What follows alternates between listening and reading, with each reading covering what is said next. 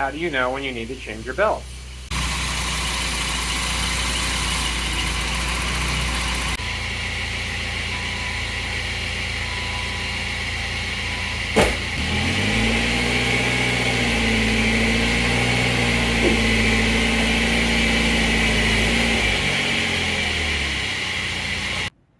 Remove the splash shield.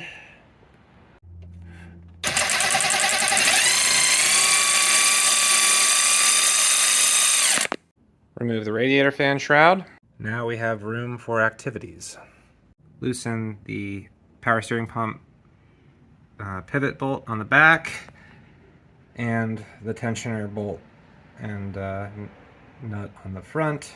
All right, with the AC tensioner pulley cover removed, loosen that bolt and then adjust this to relieve tension from the belt and then remove.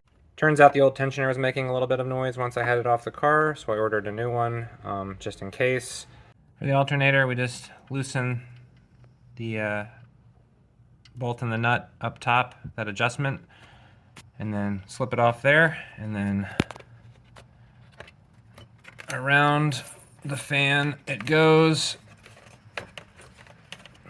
And I decided to stop fighting with myself and take the 5 seconds to remove the airbox assembly, which is now over there. Alternator belt's on.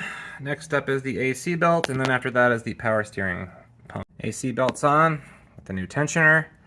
Just slipped on the power steering belt, and now I'm going to tighten these bolts down. All right, all the belts are back on and tensioned properly, and silence is golden.